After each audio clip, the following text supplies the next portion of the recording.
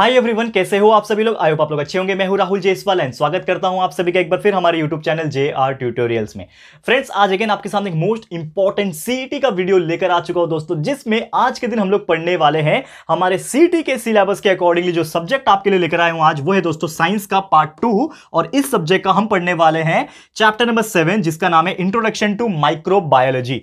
तो माइक्रोबायोलॉजी आप जानते हो दोस्तों कि ये चैप्टर काफी ज्यादा इंपॉर्टेंट है और इसमें से MCQs काफी ज्यादा पूछे भी जा सकते हैं आपको। इसीलिए हम इस चैप्टर का आपके लिए 10 most important MCQs, 10 most important MCQs आपके लिए हमने चुन चुन के निकाला हुआ है, जो भी हमारा एक्सपीरियंस है 7 to 8 इयर्स का, उसके अकॉर्डिंगली। ठीक है। एंड जैसा कि आप जानते हैं दोस्तों कि हम कंटिन्यूअसली आपके लिए CET के वीडियोस हर दिन बना रहे हैं, और आप बोर्ड पे देख भी पा रहे होंगे आज हमारा डे 13th है, यानी कि 13 डे से हम लगातार आपके लिए वीडियोस बना रहे हैं, और हर दिन आपके लिए हमने 3 to 4 वीडियोस हर सब्जेक्ट के अकॉर्डिंगली उसके इंपॉर्टेंट MCQs के क्वेश्चंस के साथ वीडियो अपलोड किया हुआ है। आप प्लीज जाके प्लेलिस्ट चेक कर लेना, आपको पता चल जाएगा कि इसके पहले तक हमने क्या क्या वीडियोस अपलोड किया हुआ है। और साथ ही में हमारा आप पूरा का पूरा lecture video, syllabus video and conceptual knowledge वाला वीडियो देखना चाहते हो तो वो भी हमने प्लेलिस्ट अलग से क्रिएट किया हुआ है। आप बस स्क्रॉल कर देना जाके प्लेलिस्ट में, आपको बहुत सारी चीजें दिख जाएगी हर स्टैंडर्ड के हिसाब से, हर सब्जेक्ट के हिसाब से। ठीक है, ऑल इन वन हम वीडियोस बनाते हैं दोस्तों। तो उम्मीद करता हूं कि आपको ये चीज पसंद भी आ रहा होगा। लेकिन एक छोटी सी चीज आपसे ये बोलना चाहूंगा कि अभी थोड़ी देर में आपको स्क्रीन के ऊपर 10 इंपॉर्टेंट MCQs दिखेंगे इस चैप्टर के।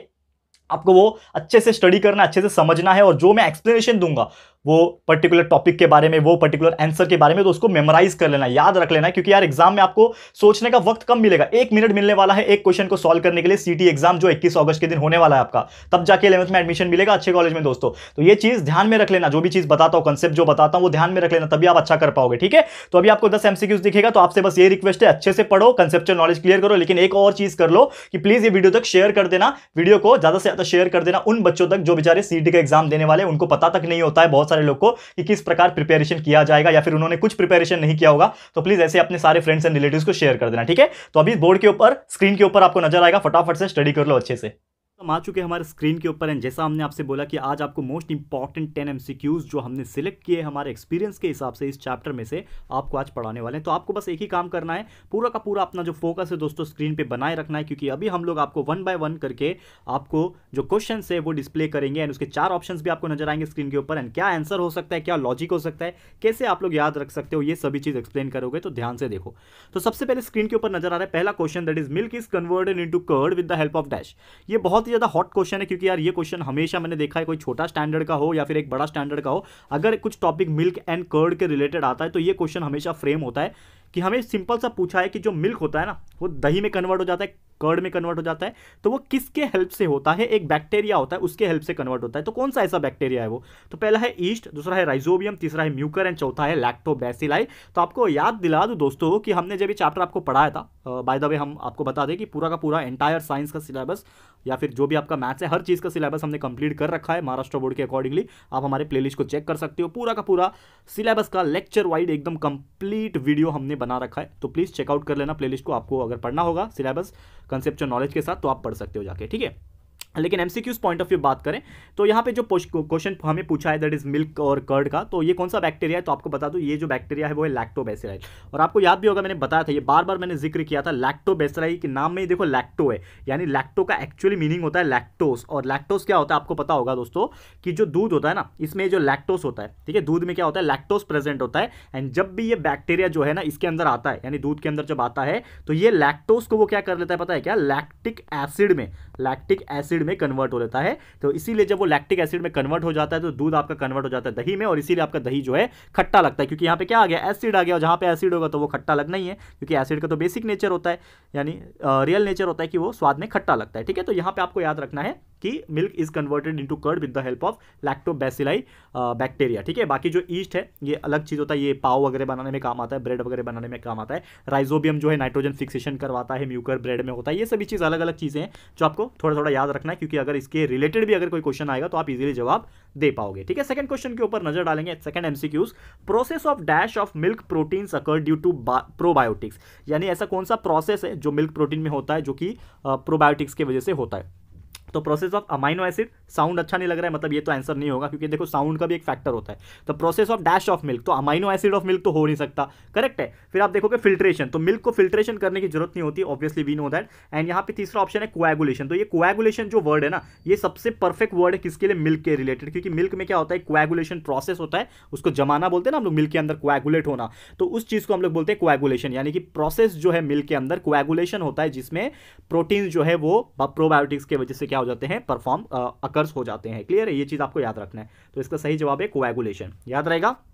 चलिए नेक्स्ट क्वेश्चन के ऊपर।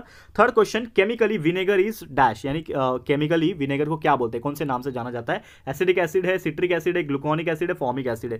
तो आपको याद होगा दोस्तों, मैंने आपको लेक्चर्स के दौरान ही पढ़ाया था, अगर आपने नहीं अटेंड किया कोई बात नहीं, लेकिन अभी बता देता हूँ। विनेगर जो होता है ना, इसको हम लोग ज़्यादातर इस्तेमाल आपने देखा होगा कोई भी चीज़ को जमाने के लिए, फॉर्मेंट करने के लिए करते हैं, ठीक है। तो ये जो विनेगर होता है, आपने शायद चाइनीज़ जब आप खाते होगे जाके, मे बी शायद नूडल्स वगैरह आप खाते हो, तो वहाँ पे देखो पानी जैसा एक चीज़ होता है, उसको विनेगर बोलते हैं। और वो विनेगर जो होता है ना, वो बता दो आपको एसिडिक होता है, यानी कि एसिडिक एसिड होता है, और उसका फॉर्मूला जो होता है वो होता है CH3COOH, ये आपको याद रखना है, ठीक है, जानकारी के लिए। तो एसिडिक एसिड को ही विनेगर बोलते हैं। बाकी जो एसिड है, सिट्रिक एसिड, ये लेमन में होता है, ग्लूकोनिक एसिड ग्लूकोज होता है, फॉर्मिक एसिड जो होता है ना दोस्तों, वो थोड़ा अलग होता है, जो चींटियाँ काटती है ना, फॉर्मिक एसिड निकलता है उसमें, ठीक है। तो ये अलग अलग टाइप के एसिड्स हैं, आपको जनरल नॉलेज के लिए याद रखना है। लेकिन फिलहाल में विनेगर का जो पूछा है, acidic acid is the correct answer, याद रहेगा। चलें next question, fourth question, that is dash is effective against the tuberculosis, यानी टीबी एक बीमारी होती है, आप सभी जानते हैं ट्यूबरक्लोसिस। टीबी बीमारी को ठीक करने के लिए कौन सी दवाई इफेक्टिव है, यहाँ पे पूछा है इन शॉर्ट। तो इथेनॉल आ गया। तो इथेनॉल तो ये बहुत ही अलग चीज़ है, ये एक फ्यूल है, तो ये तो यूज होगा नहीं।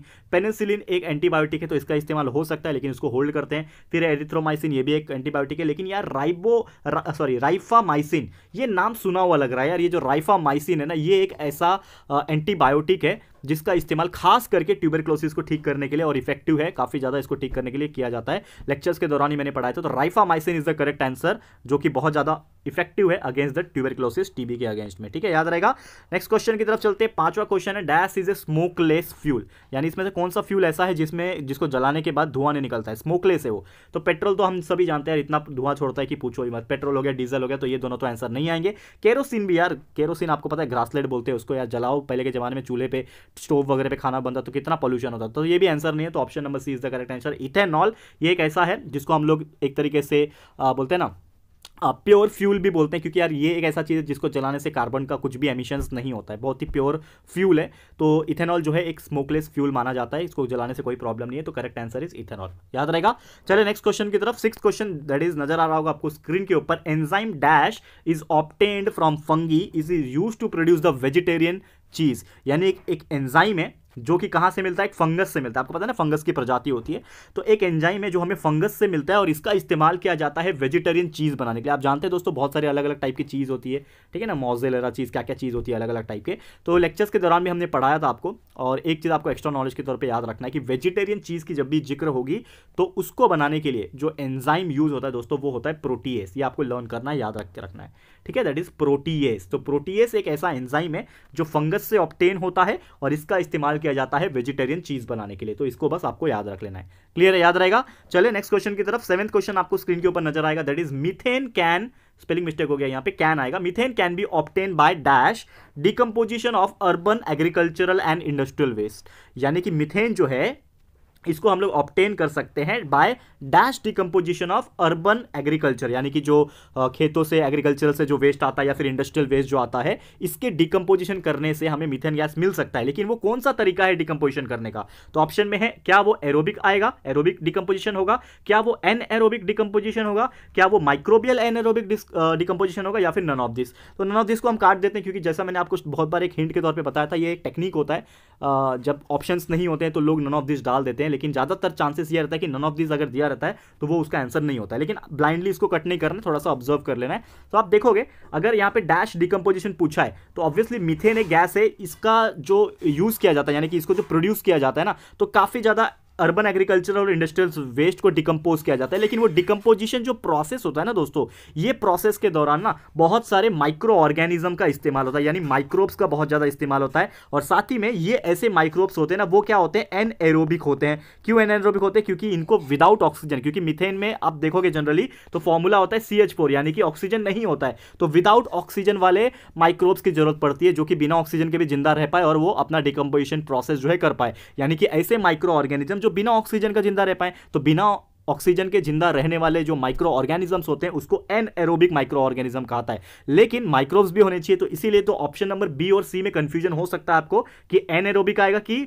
माइक्रोबियल एनएरोबिक आएगा। तो जैसे मैंने बोला कि माइक्रोब्स भी होने चाहिए, तो इसीलिए ऑप्शन नंबर सी ज्यादा हमें बेटर लग रहा है और यही इसका आंसर हो जाएगा, that is microbial anaerobic decomposition, यानी कि मीथेन जो है माइक्रोबियल एनएरोबिक डिकम्पोजिशन एग्रीकल्चरल और इंडस्ट्रियल वेस्ट के वजह से होता है। क्लियर है, याद रहेगा ये चीज।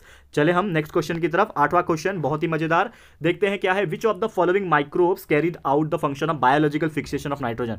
याद हो आपको सेकंड या थर्ड क्वेश्चन अभी हमने देखा और उसमें मैंने आपको नाइट्रोजन का जब टॉपिक आया था तो मैंने आपको एक चीज क्लियर बोला था कि कभी भी बायोलॉजिकल फिक्सेशन नाइट्रोजन का होता है तो उसको करवाने के लिए एक स्पेशल माइक्रोब्स जिम्मेदार है, एक माइक्रो ऑर्गेनिज्म होता है जो ये काम करवाने के लिए जिम्मेदार है, जिसका नाम है दोस्तों राइजोबियम। क्योंकि आपको याद होगा कि जो भी प्रोटीन वाले प्लांट्स होते हैं ना खास करके, तो उनके जो रूट्स होते हैं, समझ लो ये प्लांट है, ठीक है ना, ये प्लांट है, तो उसके जो रूट्स होते हैं ना, तो रूट्स में क्या होना चाहिए, नाइट्रोजन का एब्जॉर्ब होना चाहिए, नाइट्रोजन का एब्जॉर्प्शन होना चाहिए। तो उसके लिए बायोलॉजिकल फिक्सेशन होना चाहिए नाइट्रोजन का। तो उसको एब्जॉर्ब करने के लिए वो रूट्स में, जो लेग्यूमिनस प्लांट्स होते हैं ना, उनके रूट्स में ना एक स्पेशल बैक्टीरिया प्रेजेंट होता है जिसका नाम है राइजोबियम। तो ये जो राइजोबियम है उसके रूट्स में प्रेजेंट होता है और यही हेल्प करता है नाइट्रोजन को एब्जॉर्ब करने में और साथ में बायोलॉजिकल फिक्सेशन करवाने में, नाइट्रेट्स और नाइट्राइट्स में कन्वर्ट करने के लिए। तब जाके वो प्लांट्स के अंदर जो भी फ्रूट प्रोड्यूस होता है उसमें प्रोटीन आ पाता है, जैसे कि लेग्यूमिनस प्लांट्स जो होते हैं ना, जो दाल वगैरह जो होते हैं जिसमें प्रोटीन मिलता है खाने से, तो वो टाइप के प्लांट्स की मैं बात कर रहा हूँ। क्लियर है? तो उम्मीद करता हूँ कि आपको जनरल नॉलेज, कंसेप्चुअल नॉलेज के साथ सब चीज क्लियर हो गया होगा। तो इसका सही जवाब है बायोलॉजिकल फिक्सेशन ऑफ नाइट्रोजन किसके वजह से होता है, राइजोबियम की वजह से होता है। चलते हैं नेक्स्ट क्वेश्चन की तरफ। 9वां क्वेश्चन हमारा आज के लिए जो कि हमें पूछा है कि bacteria used to clear the oil spills are called dash bacteria. यानी कि आपको पता है, मैंने आपको एक चीज बताया था, कभी कभी समुद्र जो होती है बड़ी बड़ी, उसमें आपको देखा होगा आपने कि शिप्स होती हैं, समुद्र जो बड़े बड़े होते हैं, इसमें क्या होते हैं, शिप्स होते हैं जो क्या करते हैं, ड्रिलिंग करते हैं, माइनिंग करते हैं, जिसके हेल्प से वो लोग ऑयल वगैरह निकालते हैं शिप्स में, ठीक है ना, ऑयल वगैरह निकालते हैं, बड़े बड़े जहाज होते हैं, ठीक है। तो जब वो ऑयल निकालते हैं खोद के, माइनिंग करके, क्रूड ऑयल, फॉसिल फ्यूल्स जब निकालते हैं, तो कभी कभी ऐसा भी हो जाता है, कुछ लीकेज हो जाता है जिसकी वजह से पूरा का पूरा समंदर में ना ऑयल फैल जाता है। तो ये ऑयल को निकालने के लिए एक प्रोसेस होता है, तो वो क्या करते हैं, वो ऑयल को निकालने के लिए ना एक बैक्टीरिया को रिलीज करते हैं, एक बैक्टीरिया को पानी में छोड़ा जाता है एंड वो बैक्टीरिया क्या करता है, पूरे के पूरे ऑयल्स को क्या कर लेता है, वो खा जाता है, यानी कि एक तरह से एब्जॉर्ब कर लेता है। तो वो कौन सा ऐसा बैक्टीरिया है, ठीक है ना, आपको भी जानना पड़ेगा। तो ये जो बैक्टीरिया होता है दोस्तों, इसको बोलते हैं हम लोग हाइड्रोकार्बोनोलास्टिक, ठीक है ना, हाइड्रोकार्बोनोक्लास्टिक बैक्टीरिया। इसका एक शॉर्ट फॉर्म भी है, यहां पे मैं आपको बता दूं, लेक्चर्स के दौरान मैंने बताया था, आपको याद होगा, जिसको बोलते हैं H, ठीक है ना, HCB, यानी हाइड्रोजन, H मतलब हाइड्रोकार्बन, H मतलब हाइड्रो, C मतलब कार्बोनोक्लास्टिक और B मतलब बैक्टीरिया। तो हाइड्रोकार्बोनोक्लास्टिक बैक्टीरिया ये एक ऐसा बैक्टीरिया है, इसको पानी में रिलीज कर दिया जाता है, तो ये पूरे के पूरे ऑयल्स को क्या करते हैं, खा जाते हैं, एब्जॉर्ब कर लेते हैं।